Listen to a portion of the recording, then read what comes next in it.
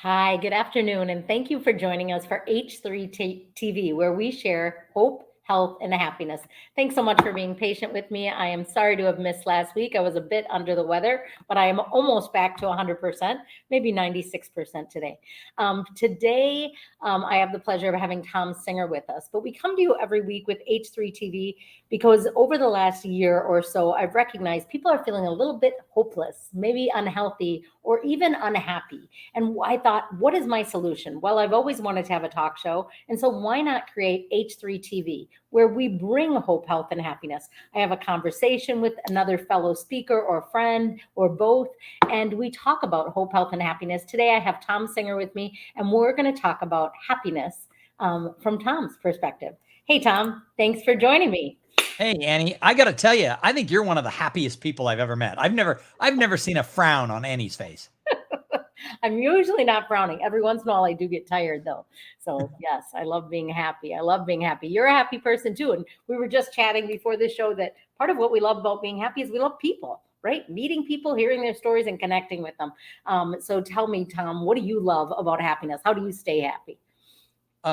You cut out there a little bit, so I'll just go. What do I love about what? How do you stay happy? Oh, how do I What do stay you love happy? about being happy and spreading that happiness in the world? Sure. Well, I don't know that I've always been happy. I mean, I think I've always been happy on the outside, but I think I went through a lot of years where I had struggles and I just buried them down. I was maybe brought up not to bring unhappiness or sadness or whatever with you into a social or a work situation. And I read a book several years ago, or the book hadn't even been published, but I met the psychologist who had written it, and it was called Perfectly Hidden Depression. And it was all about how there's something that this woman studied, that you can be depressed or sad and do such a good job of hiding it. You even hide it from yourself. Yeah. This was about 5 years ago. And I read that and I'm like, ooh, I think I do some of that. And so I did some self-exploring and really looked for ways to kill that sadness, if you will, and put it aside. And when I turned 50 years old, I made a personal pledge that I was going to make age 50 to 75 the best years of my life. And I didn't even know what that meant. But part of it was trying new things, just doing things and not letting the bullshit, if I can say that, uh, weigh me down anymore. And for 5 years, I've tried really hard to live by that. I love that. I think, Tom, something people don't always know about me, or some people don't know, is about the first 20 years of my life, I was really sad. And yet I was able to paint on a smile, and people are like, you're so happy. And those first 20 years, I literally cried myself to sleep every night. I was really struggling with growing up in a dysfunctional family. But now I know what genuine happiness is. And I love, thank you for being authentic about that. I think a lot of people are walking around depressed, struggling. And it's part of my passion as a mental wellness expert is mental health, in particular men, mental health with men, losing my father, my brother, and my nephew all to addiction and mental health. And so I love that you're honest about that. I think there's a lot of people perfectly looking like they have it together, but not internally feeling it, right? And so I agree. And I think if I can interject, I think I learned how to mask it when I was a teenager. When I was 15 years old, my mom got diagnosed with breast cancer and she went through surgery. She went through chemotherapy and radiation, and she never got better. And she passed away when I was 18. But when you're 15, 16, 17, and then after your mom dies when you're 18 through your 20s, people don't want to be around that sad person. And so I learned to leave it behind and just put on the happy face. And in a way, I don't think that does us a service. I don't think that was the best way to deal with that. But I know that I carried that around, not necessarily the sadness about her passing, but the sadness of being able to just mask it everywhere I went. And looking back, that probably isn't the healthiest way to deal with it. right. And yet a lot of people, deal with it like that. One thing you said, I really love, and it's very much my personality, is kind of like you made a declaration 50 to 75 is going to be the best years of your life, going to be amazing. And for me, it's about say yes. Say yes and have no idea how or what or whatever. Just say yes because it's exciting to me to be on an adventure, to say yes and not really know what I'm saying yes to. So tell me, what are 3 to 5 things that you do intentionally, daily or weekly practices? Because sometimes it feels like sometimes we have to paint on a happy face because our clients or our friends don't want us to always be sad. But I hope we all have some people in our life that we can be intentional and honest with and say, hey, I'm having a hard day, or hey, I don't feel my best. But what do you do to be authentically happy and to discover that or to go back into that? 3 to 5 things that you do, Thom. Sure. Well, the main thing is when I made this declaration, my motto became very similar to you saying, find ways to say yes. My motto became try new things. It's something I've discovered about myself over the last 5 years is that for a long period, probably all my life, if I thought something was going to be extremely difficult or that I would suck at it or that I could fail at it or that people would judge me for doing it, I didn't do it. And so people would say, well, you had a successful career. Well, yeah, but I avoided doing the things where I could fail or look bad. And I decided that I wasn't going to do that anymore. I was going to try new things. And so I'm very scared of heights. And so the first thing that I did is I was in Las Vegas and I had finished giving a speech and I went to the Stratosphere Hotel and signed up to do the sky jump, which is their 108-story tension jump on the outside of the Space Needle like structure that's at the Stratosphere. And when they say 1, 2, 3, go, I didn't jump. I looked over my shoulder and said, say it again. And they have a sign that says it's called the sky jump, not the sky push. And the guy basically told me, if you don't go, you have to take the elevator down. And I didn't do a perfect swan dive. I went off the side, but I did it. And 20 seconds later, I landed on the ground. And that allowed me a year later when I was in Costa Rica to have the courage to go ziplining. So whereas the heights, once you do something, the next thing isn't as scary. So I've just said yes to trying new things. I used to weigh, I used to say 30 pounds more, but over COVID, I've gained 10 pounds. So I used to weigh 20 pounds more than I do now. I had never run a mile in my life. And when I turned 50, I started running 10 to 15 miles a week. And I've now done 3 half marathons and I'm in the best shape I've ever been in at 55. Wow. And one of the things with that is that when you get in better shape, it really, and you run and you exercise, it really does a great job of pushing out some of that sadness and that gunk or whatever you want to call it. So the fitness is a really good thing. And then the biggest thing that I tried was I took up doing stand-up comedy when I was 52, and I've done 135 open mic nights, and I suck at it. It's scary. I bomb a lot. People don't always laugh. But by putting myself out there, how bad can the rest of the day be if I just went and did a 5-minute set in front of a bunch of drunk comics in a bar? I didn't die from it. So I just keep doing things like that. I keep trying new things because it just exposes me to the fact that I don't have to be good at it. I don't have to succeed. People can judge me. Yeah. But for the little things in life, it makes it so much easier because I've put myself out there and I do those things. So that's just part of it. The other thing I started doing was I created a playlist of music from the happiest times in my life. And on my iPhone, it's actually called Happy Music. And it's things I remember from high school, from college, from the early parts of our marriage, from raising our kids. Whatever songs only relate to happy times, I listen to that when I'm, not necessarily in the best of moods. And it just takes me back to reminding me that you're going to have ups and you're going to have downs. Focus on the ups. Absolutely. I agree with you on all of it. And I do a lot of it. I always think if I can laugh at myself, then who cares who else is laughing at me? So you're literally, I just do that on a daily basis by being me, but you're literally putting yourself out there. My oldest loves open mic night, and he just has this dream to be a comedian. And I'm like, do you ever do it? He's like, no, I just watch, but someday I'm going to do it someday. And I'm like, I hope you do, because I'm like, what's the worst thing that can happen? Who cares? They laugh, they stare at you, they throw tomatoes, they laugh, they don't laugh. It doesn't matter, And nobody ever brings tomatoes to an open mic night. So you're okay. You're okay on that one. But here's the thing. I was a featured comic in a local comedy show, and I invited all my friends and everybody came. But one of my friends who lives 2 hours away, he and his ex-wife both came to it because when I was 25 years old, I talked about wanting to try stand-up comedy and wanting to go to an open mic night. And I never had the guts and I never had that will to push myself into the uncomfort zone or the discomfort.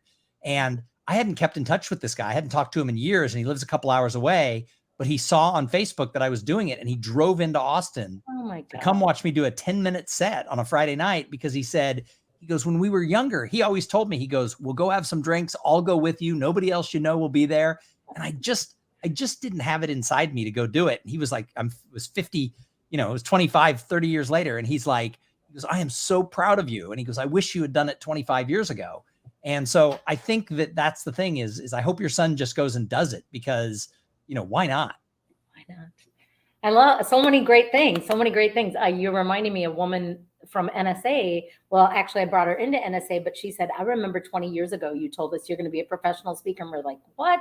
Who does that? And look at you. Then you did it. And then I realized I wanted to do it. And so it's so cool. Plus, you talked about movement, which for me, Tom, I say movement is my medicine. So I love to do things for causes. I'm thinking about doing Ragbri. I saw Shauna Sukos is going to do it. And I'm like, maybe I should do that too. But I always have to do it for a cause.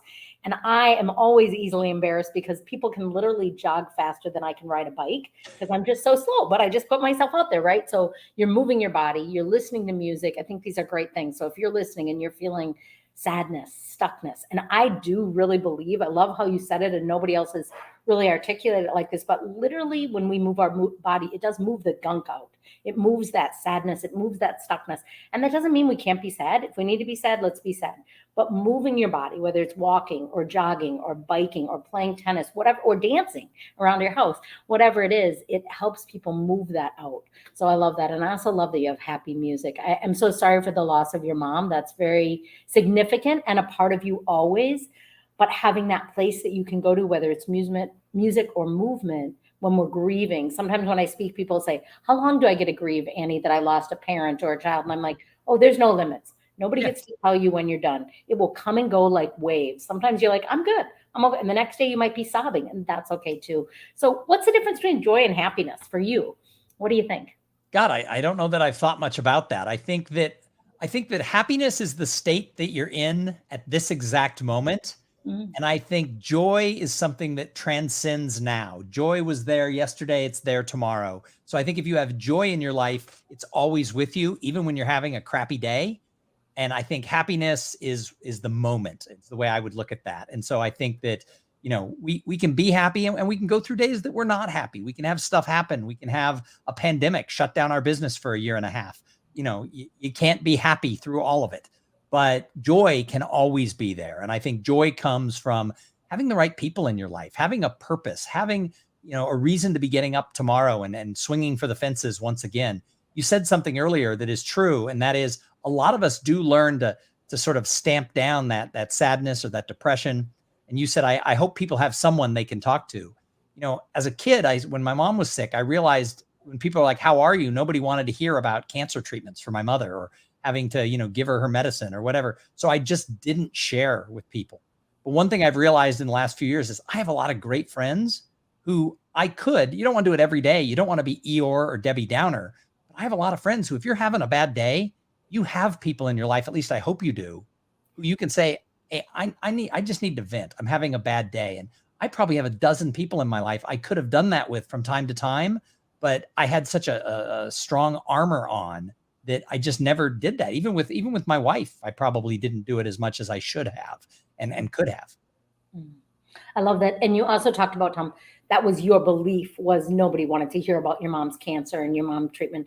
But maybe that wasn't a true story. But sometimes there's so much messaging about don't be Eeyore and Debbie Downer. And I even joke about it. I'm guilty of joking about it. But I think there's times for it, right? Like we can be that sometimes, as long as that's not who we become all the time, right? Correct. And who we do. And we do know some people feel like they don't have anyone. And that is heartbreaking to me. Joy is very much for me internal. It's like I'm always joyful now because I know what I almost feel like.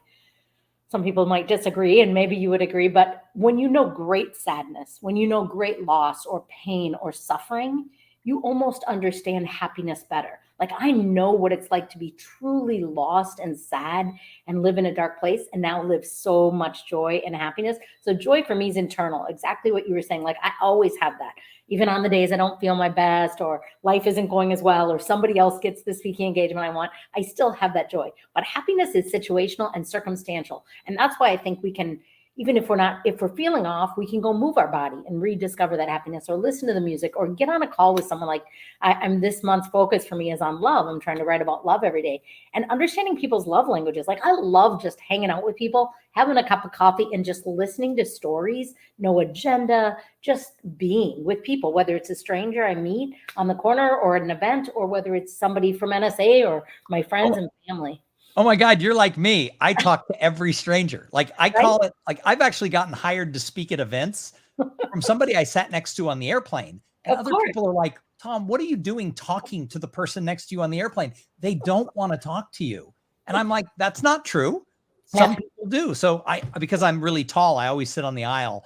And so I have to get up when someone else gets in. And when they go by me, I always say the same thing. I always go, welcome to the row. And based on their reaction to that statement, I can tell if they're interested in talking or if they're like, do not speak to me, strange person on the aisle seat. And if they give me an inch, I'll ask them where they're from, where they're going. Usually that's it. But every now and then I'll talk the whole flight with somebody. And there are certain people who are like, this was so delightful. No one ever talks on planes. I call it the miracle of the middle seat because you never know who's sitting next to you. So I'm always willing to try. But for those people who are like, I hate sitting next to you, I'm also really respectful when I can get the vibe that they're like, yeah, no, headphones on, book out, stranger, leave me alone. I'm totally respectful of that. Sunglasses. I was flying, I think it was to Influence, and David Horshauger was on the same flight. And I think I was requesting the middle seat. And he was like, who does that? What kind of person requests the middle seat? I go, David, the way that I look at it, if this person isn't interested in talking to me, I have two options. I can look at either person. I could make friends. He's like, oh my gosh, you're such a weirdo. But okay, you are a weirdo, but yeah. I am a weirdo, but why not make friends? And do you remember, I think I have a lot of single friends and they're like, Annie, it's so hard to date. It's so different than when you, and I'm like, yeah, I remember you bump into people and you're like, hey, are we in the same class? Hey, do you work on the same floor as me? People talk, but now it's headphones and face down and just looking up. And sometimes you might sit next to someone. I always am having conversations on planes, probably driving people crazy, but people tell you their stories for 2 to 3 to 4 hours. They're, oh, I'm going to my aunt's. She's sick. Oh, I got a new promotion. Oh, I'm going to an interview. I mean, I hear people's amazing stories, personal and professional, on flights because I look up and I ask. And yes, not everybody wants to talk to us. They're weirdos. But, if we're open to it, maybe someone's having a terrible day and you and I are their bright spot that we care enough to listen, to say hello. Maybe they're nervous. Well, and all opportunities in our life, no matter what it is, come from people. And so when we're open to meeting people, famous speaker, Charlie Tremendous Jones, who passed away in the early 2000s, I saw him speak in the 1990s. And he said, in 5 years, you're going to be the same person that you are today, except for two things: the books you read, and taking that forward now, it would be the books you read, the podcasts you listen to, the websites you go to, the videos you watch. But in his day, it was the books you read and the people you meet. And I took that to heart. And I've just always realized that you never know when you're going to meet that amazing person. And you're right. People who are dating are always saying, oh, it's so hard. My joke when people are talking about dating is I always say, I met my wife the old fashioned way. Yeah. I met her in a bar. And my wife, if she was here, would chime in over my shoulder. She would say, we met in a microbrewery. She doesn't like to call it a bar, but it was a bar. But the point is that, people don't go out and do that type of stuff. They don't go out and socialize anymore. They're chatting, they're listening, they're sitting, they're watching Netflix. And I think not just in the dating world, but in the friendship world, we're shortchanging ourselves because we're not open to these conversations. And I think that you'd said earlier, not everybody has people in their life who they can turn to in rough times. And I think that's true. And I feel bad for those people. However, I think most people, not everybody, but I think most people can change that and make new friends if they're willing to put themselves out there and invest in people, talk to the person next to you, even if it's weird, and remembering you're not going to have a love connection with everybody. Not everybody you meet wants to chat with you, or you're not going to have anything in common, and that's fine.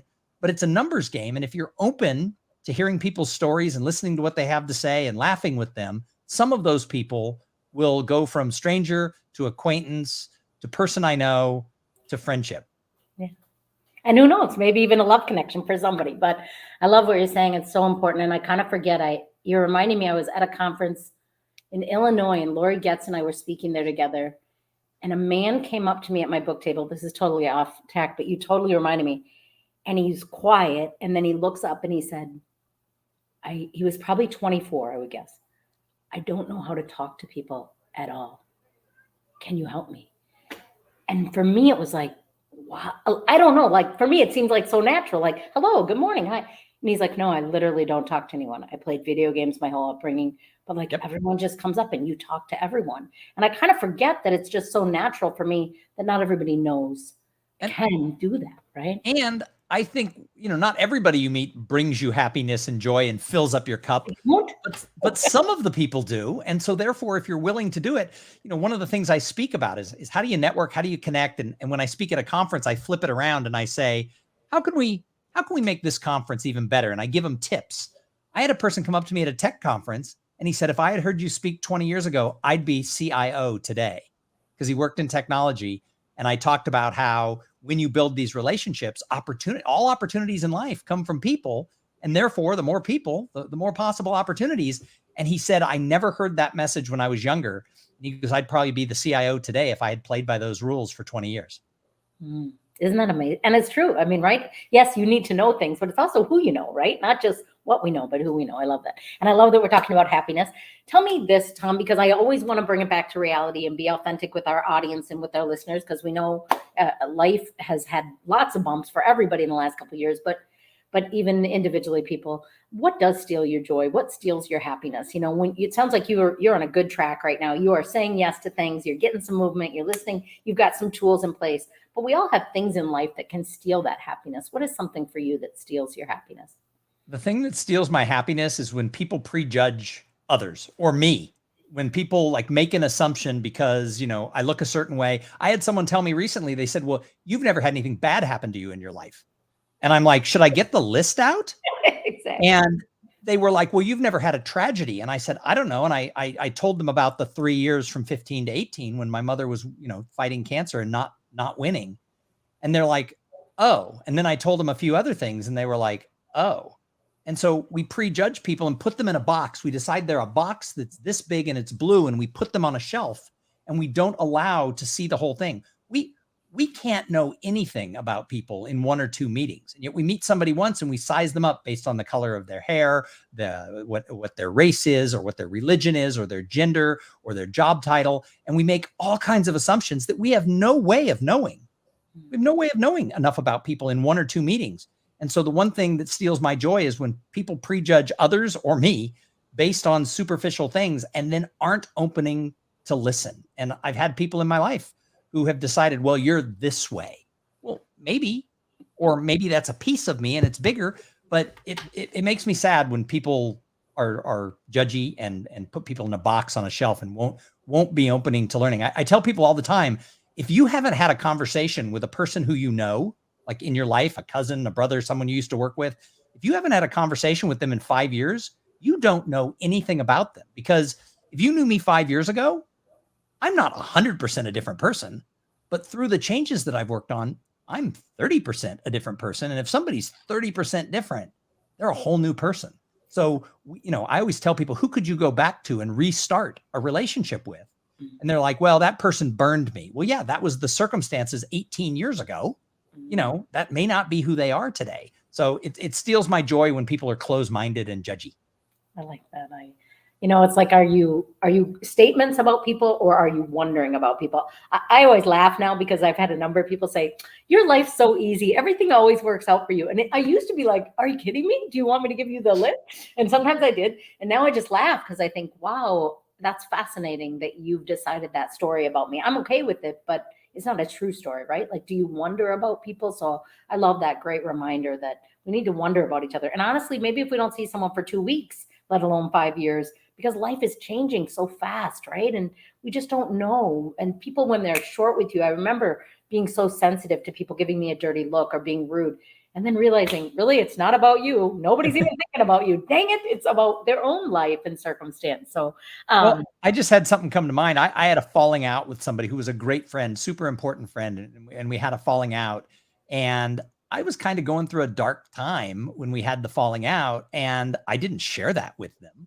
And so they don't know what was going on inside of me, but it's another person I know who's a speaker. And this person told a bunch of people why they no longer were my friend and this and that. And it's like, God, that is so not even who I am or where I am. And it's like, well, it's their loss because they've decided to put it in that box and put it on the shelf. So I'm a real big believer that if we haven't been in touch with someone in 6 years, we don't know enough about them to know who they are at the level of their soul. And when we get to really know people at the level of their soul, I think that's where the happiness and joy of relationships come from. Yeah. I think you also said something else, Thom, that I think can really add to people's happiness. And we sometimes forget, and that's forgiveness. Like, right, we just have to, I have learned to take people with a grain of salt, and I've had to do a lot of forgiving in my life, and probably have had to ask for forgiveness as well. But there's something about peace. My word this year is peace, and peace be with you. And I always think, like, anything that ruffles me off, or a lot of hurtful relationships ending or changing in the last 2 years in my life. But when I just start to think, you know what, I don't know their full story. I only know what they've chosen to tell me, and they don't know my full story. So can I just love them from a distance for now? And so I think you're talking about that as And well. I love that piece of forgiveness and all that. The other thing that I've decided is where I've had a falling out or a disagreement with somebody and we're no longer in each other's orbits. Yeah. Anytime they cross my mind, my new thing is I send them positive vibes. I just wish them the best, because I've gotten very into sort of the idea of energy and vibration, and I know there's something bigger out there that we just don't know enough about. And I'm certainly not, all that woo woo about this stuff, but I know there's something. And so now when someone crosses my mind who's wronged me or we've just drifted apart, I just send really positive thoughts their way. And I hope there's something real to that whole idea of sending good vibes, because I'm not going to send ill will towards anybody. Yeah. And it changes us, right? Like, even if we're thinking, okay, I'm sending this to them, I want this for them, but it also changes us. It softens our heart. It makes us more loving. It brings us more joy. So on that, tell me, what are 3 to 5 things about your personal life that just bring you happiness? Like, when you think of them, you're like, that just makes me happy, and your professional life. So all right. So 3 to 5 things. So first of all, my family, I'm fortunate. My wife and I are about to celebrate our 30th wedding anniversary, and we like each other most days. And so that's a really good thing. And, we've raised 2 good kids. We put our, some people would argue this wasn't the way to do it, but we put raising the kids as our priority. And now we're in a new phase. One kid is out of college and is engaged to be married. If it hadn't been for that pesky little pandemic, she'd be married. She actually had 2 fully planned weddings at 2 different venues that both got canceled in 2020. And now she has a 3rd one planned for 2023. Same fiance. But they, she's out of college and on with her life, and she and her fiance own a home. And then I have a daughter who is a college sophomore. So I get a lot of joy. Now, sometimes I get blasted, because anytime you say something bad or nasty about somebody, the person you say it to usually goes back and tells that person. That's another great lesson I've learned. But sometimes people will say, well, you talk too much about your kids, or you dote too much on your kids. Well, you know what? I'd rather my kids know that I love them unconditionally, and I think that the sun and star rose on both of them, all the time. So I don't have any problem bragging on their success and what they're doing in life. So they bring me a lot of joy. The other thing is I get a lot of joy from the career I chose, right? I get a lot of joy from being a speaker. And I used to think it was ego. I used to think I get joy from being on stage and getting the applause. But what I've realized over time is that's part of it. We all have egos. I like doing a good job, and I like hearing I did a good job. But I think more of it is, I think that it's really kind of my calling to be able to be out there and educate and learn and share. And so I like it when I do a good job and I provide what I'm supposed to do. I take a lot of pride in the fact that I did it, and I did it well. So, yeah, some of it's probably ego, but some of it is feeling like I'm fulfilling a mission. And then the other place I get joy from now is I'm a city kid. I grew up in Los Angeles. I lived in the Bay Area. I've lived in Austin, Texas for 31 years. All of my vacations have been to like Chicago, New York, London, etc. And I will tell you, I get joy from going into nature. And this comes, my youngest daughter, her lifelong dream is after college to hike the Appalachian Trail. And during this whole metamorphosis 5 years ago, where I said, I'm going to just make it the best years of my life, I agreed to go with her for 6 months to hike the Appalachian Trail. And it's now 3 years away. She's 2.5 years from graduating college. And I'm having to learn how to be outdoorsy because I'm going to live in a tent for several months and hike every day. And so I've been to Yosemite. I've been to the Grand Canyon. I go hiking on the trails around Austin. Any chance I get, I try to go outdoors, and I find so much positivity and just pure goodness in nature. And I never was this way before a few years ago. Oh, that's awesome. That's exciting and scary, and wow, that's huge. I can't imagine anyone telling you you brag too much about your kids or you love too much on your kids. I always think being a mom's been my greatest challenge and joy of my life. I have three very unique individual children that are very different from each other. And one of my brothers asked me, well, aren't you so proud of this one of your child because she did this and this compared to and I said, oh no, I am so proud of each of my children. They have such different personalities and drives and gifts. And yes, one in society might be considered, oh, this is more successful than this. Right. But I know my kids are all super successful in their own way. They each have a brilliant personality. They all are driven. They're all loving. They're kind to other people. They're generous. I love that. So I have to add, I'm one of 4 boys. In fact, I was Oh. the surprise package at the end. My brothers were 10, 12, and 14 when I was Okay. born. My mom was 40. My dad was 52 years old when I was born. So Oh. surprise, my dad used to tell people, you know what a surprise is? That's an accident that worked out really good because we weren't expecting him, but we like him. But my dad used to say he couldn't have had 4 more different sons. It's all boys, same set of parents, because we couldn't have had 4 more different boys if we were part of a weird science experiment. And when I look at my 3 older brothers, we're all very different. When I look at my 2 daughters, I mean, they've both been successful as far as going to like top colleges and doing good in grades, but one of them is very businesslike and kind of a libertarian, like stay out of my stuff. I just want to go do my thing, etc. And the other one is, a cause, she fights for causes and she wants to go, she's an environmental biology major. The things that they find important in the world are vastly different, but like your kids, they're both great kids. Yeah, right. All right. So we know we have a lot of listeners that are trying to hold their offices together, Thom. Their offices are not feeling happy. They don't know what's going on. Half the people don't want to come back to work. Half the people are back at work, all of those things. So do you have a tip that you could share? When people are stressed out, they're in HR and all they get is complaints all day. Can you share a tip? How do you think they could bring happiness back into their workplace for themselves, for their team, and for their whole company as a whole? Do you have any thoughts on that? So I have one thing that comes to mind, and that is I know a company that, through the pandemic, everybody was working remotely and they had to do a weekly call on Zoom to be able to have a team meeting. And it was taking too long to check in with everybody. Like, how are you? How's your family? And it was taking like 40 minutes to go through everybody and hear how everybody was doing. So what they did is every week in advance, they assigned somebody this task and the person got 3 minutes. And it was like show and tell when you're in kindergarten. And it was, okay, today we're going to go to Annie. Annie, show us the favorite thing in your home. And people would take their computer, they'd move it around and, they'd walk around their house and they'd show their dog or they'd show their grandmother's china or their husband or their children. And what happened is every week it was somebody else. They had about 40 people in the company. So they were able to strive through during the course of the lockdown. They were able to go through everybody.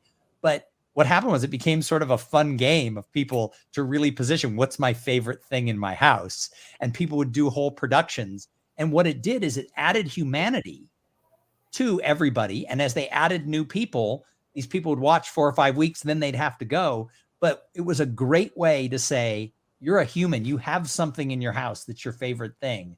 Share it with everybody. Some things were weird. Some people were less creative, but I thought it was just a great way to say, we're all in this together. We're all people. We're going to go back to kindergarten and do show and tell. What's the favorite thing in your house? And it worked. The company said that they loved the idea. And it was one of those things they told me afterwards, thank you, because it really got us going in this way. I think anytime you can honor the fact that we're all going through something different, right? Some people don't want to come back because they like working from home. Some people don't want to come back because they're still worried about safety and health issues. Some people they're hiring now in different cities. Well, people haven't moved. I call it the tale of 2 pandemics, and it's really the tale of 7 pandemics. What you experienced the last 2 years is so different than me. Some people, their businesses got shut down and financially they were hurt. Other people, I met somebody who sold sporting goods. His business quadrupled during the first part of the pandemic, and he made more money in 2020 than he'd ever made. Well, that's a very different experience than I had. And I think some people had relatives pass away. I know people who don't know a single person who got sick before Omicron. Now I think everybody knows someone who's gotten sick, but before December, I have friends who knew not a single person who ever got COVID. So we've had such different experiences. I think the way to deal with what you said is honor the individuality and the humanity of every single person and make that part of your culture. And I think that there'll be happier days ahead. Yes. We've got comments. I can't see who it's coming in saying, thank you. We are all people, and that is true no matter where we work. And I love that. That was a great idea because it also just lets us be human, right? Like, oh, my favorite thing in my house is chocolate chip cookies, or it is my kids, or it is a blanket, or how am I getting through this, right? Mine would have been my kids, but they've moved away. So now it's probably chocolate chip cookies. No, it'd be See? my wife. It'd be my wife. Wait, he's Not like, chocolate chip cookies. in case she's In listening. case she's watching. It is not the cookies, it's her. And so, Thom, I'm sure people have enjoyed listening to you, and thanks for sharing your tips.